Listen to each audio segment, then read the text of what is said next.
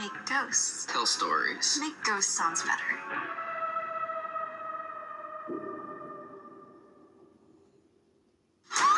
Welcome to your first official night in the Midnight Club. Hello everybody, welcome back to Screenstars. I'm here today to bring you my review, my thoughts on the Netflix TV show, The Midnight Club. Now, The Midnight Club is 10 episodes and it's brought to us by Mike Flanagan, who brought to us Hill House, Bly Manor, Midnight Mass, and has also done films like Hush and Oculus. So, in regards to certainly the shows that he's put on Netflix, I've been a huge fan, certainly of Hill House and Midnight Mass. So, while I didn't see this when it came out last year, I've managed to watch this now and catch up with this. And the show stars Eamon Benson, Igby Rigney, Ruth Codd, Amira Cyrome, William Chris Sumpter, and we have many other faces that you may well recognise from the previous Mike Flanagan shows. And also we have Heather Langenkamp from Nightmare on Elm Street.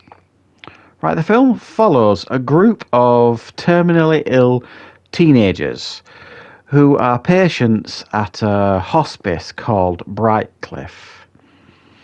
Now, a young lady called Ionka discovers that she's terminally ill, and she's very, very smart, and she does a lot of research on potential cures or treatments for her illness because she's not prepared, to go out without a fight. And she discovers Brightcliff and a strange story that many, many years ago there was a girl in a similar position that suddenly out of nowhere was cured and ended up going home, and that shouldn't have happened. She was terminally ill. So she finds this fascinating and sees this as a potential way for her to cure herself. So she ends up going to Brightcliff, meets a lot of the teenagers there. They become very close, and she also discovers that at midnight every night there's something called the Midnight Club, where they all gather round a table and tell each other stories.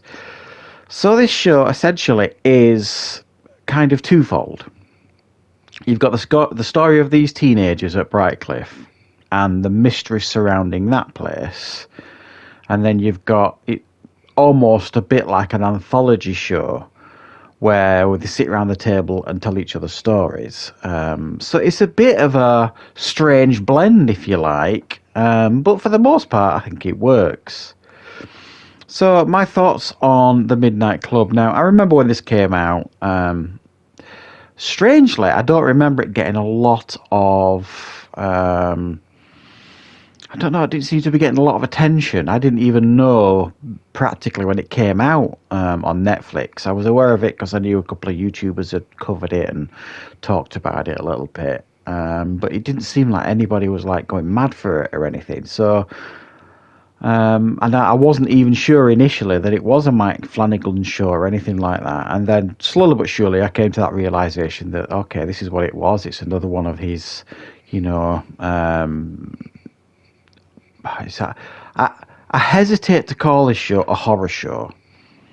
Certainly Hill House was a horror show, supernatural show.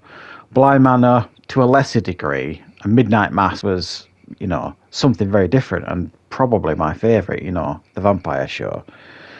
So he's giving us something different each time. Now, while there are elements of horror here in this show, in particular, in regards to Brightcliff, this academy, this hospice, there are moments where you see things, hear things that are, very supernatural, but it sometimes it presents them as maybe it's these kids hallucinating because of the meds that they're on and all this kind of stuff. But there is definitely, it is presented that this Brightcliff hospice has got something very, very odd, special, supernatural about the place. And for the full 10 episodes, it slowly takes its time to unravel those mysteries for you as an audience member. Now, I think this show is actually at its best when it focuses on the teenagers in the hospice.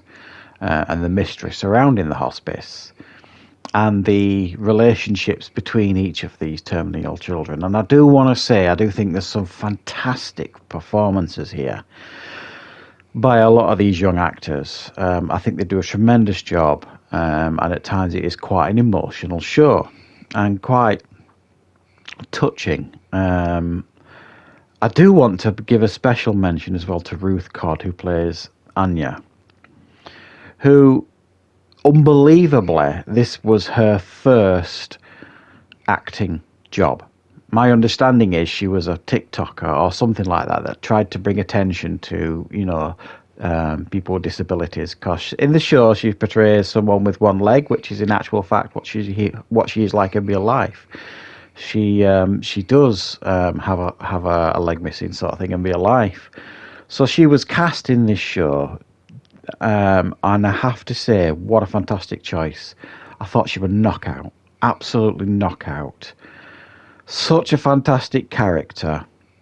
Initially, you're not sure whether you like her or not because she's really harsh, and then she grows on you very, very quickly and pretty much overshadows everybody else. She's a fantastic character by a fantastic young actress who I really am looking forward to seeing more of her work, so I hope she does get more.